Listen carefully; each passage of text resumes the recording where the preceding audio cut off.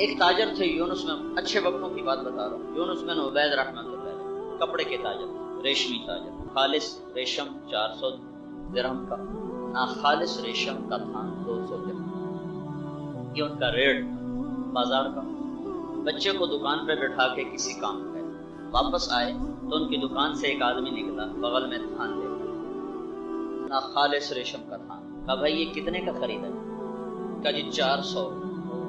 بہت مہنگا ہے، بہت مہنگا خریدا آپ نے۔ کہنے لگا جی 100 روپے کی بچت ہے، 100 درہم کی بچت ہے، میرے علاقے میں یہ 500 کا ملتا ہے۔ کہنے لگے تو اس پہ 300 بھی کما سکتا ہے۔ کہا جی وہ کیسے؟ آ جاؤ، واپس آ گئے، اپنے بیٹے سے پوچھا یہ 400 تو نے کیوں مانگا؟ بھول گیا تھا قیمت یا جان بوجھ کے مانگا؟ کہا جی میں نے 400 مانگے، اس نے دے دیا۔ کا لعنت ہے تجھ پر، تجھے شرم نہ آئی مسلمان کو دھوکہ دیتے ہوئے؟ 200 میں بھی جب اللہ نفع دے رہا تھا کیوں مانگے 400؟ تو اپنے گلے سے 200 نکال کر اس کو واپس کیا، جا بھائی اللہ مبارک کرے، یہ 200 کا بازار میں تھان ہے، میں 400 کو بیچ کر اللہ کو جواب کیسے دوں؟ اگر تمہارے میاں چنو کا تاجر کا بیٹا یہ کام کرتا تو وہ کیا کہتا؟ شاباش پترا شاباش، آتا تو پیونوں بھی کٹ گئے، 100 بچوں انعام تو ہی رکھ تے چھریاں میں رکھیا۔ یہ سب بازار میں ظلم و ستم اسی لیے ہو رہا ہے کہ اللہ کا رب ہونا۔ امام ابو حنیفہ رحمۃ اللہ علیہ کے پاس ایک عورت آئی، جی یہ میرا تھان لے لو۔ وہ کپڑے کے تاجر تھے، کہا اماں کتنے میں لو؟ دو۔ کتنے لوگی؟ کہنے لگی 200۔ کہنے لگے نہیں تیرا تھان قیمتی ہے، 200 کا نہیں۔ کہا تو پھر 300 دے۔ کہا نہیں 300 کا بھی مہنگا ہے، پھر 400 دے۔ کہا نہیں 400 کا بھی نہیں ہے۔ تو پریشان ہو گئے کہ کبھی خریدار نے بھی قیمت بڑھائی، قیمت تو بیچنے والا بڑھا۔ تو کہنے لگی بیٹا تو نے لینا ہے تو لے لو، مذاق تو نہ کرو۔ کہا نہیں مذاق نہیں کرو، تیرے تھان کی قیمت 400 بھی نہیں زیادہ۔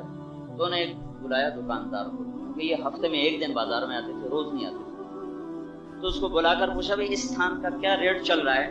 کہا جی 500 درہم چل رہا ہے۔ تو گلے سے نکال کر 500 دیا۔ کہا اماں تیرا 500 کا تھا، میں 200 میں کیسے رکھ لیتا؟ اگر آپ ہوتے تو کیا کرتے؟ اللہ کو رب ماننے والا جب تجارت کرتا ہے، جب نوکری کرتا ہے، جب کاروبار کرتا ہے، جب زراعت کرتا ہے، جب حکومت کرتا ہے، تو یہ اس کے عنوان ہے۔ میاں چنو کے بازار میں اتر جاؤ، یا تلمبا، عبدالحکیم، کچا کو، ملتان، ہند، سندھ، جہاں چلے جاؤ، ان بازاروں میں اللہ کا رب ہونا نہیں ہے تو ناپ تول کی کمیاں اور ظلم و ستم کی انتہا اور لوٹ مار، فراڈ، دھوکے، فریب، اس کے پیچھے کیا ہے؟ روٹی کی دھوکہ بھی۔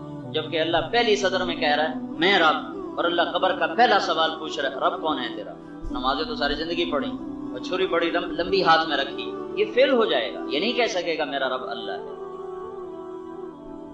رب بڑا مشکل سوال ہے، بڑا مشکل چیپٹر ہے، تیاری کر کے آؤ، تیاری کر کے آؤ۔ جریر بن عبداللہ رضی اللہ تعالیٰ عنہ نے گھوڑا خریدا، نوکر سے کہا گھوڑا خریدا منڈی سے، وہ گیا 300 میں پیسے طے کر جائے گا، 300 درہم۔ جب وہ گھوڑا لے کر آیا اور مالک کو بھی لے کر آیا کہ آپ میں نے 300 میں خرید رہا تو اس کو پیسے دے۔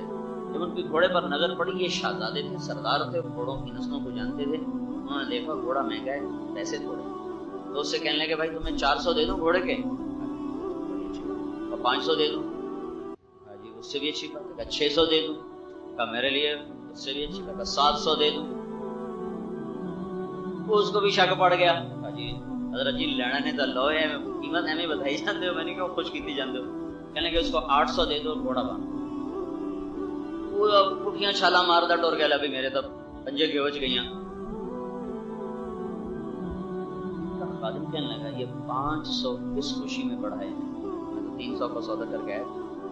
کہنے لگے اس کا گھوڑا 800 کا تھا، میں 300 کیسے رکھتا، جبکہ میں نے اللہ کے رسول سے عہد کیا تھا جب تک زندہ رہوں گا کسی کو دھوکہ۔ الحمدللہ رب العالمین۔ تو مجھے آپ سے یہی ایک بات کرنی ہے کہ آپ جب دکان میں آؤ تو اللہ کو رب سمجھ کے آؤ، پھر آپ کی دکان سے جھوٹ بھی نکل جائے گا، فراڈ بھی نکل جائے گا، غلط بیانی بھی نکل جائے گی، دھوکہ بھی نکل جائے گا۔ اور اگر اللہ کا رب ہونا دلوں میں نہ اترا تو یہ اس ظلم کو کوئی نہیں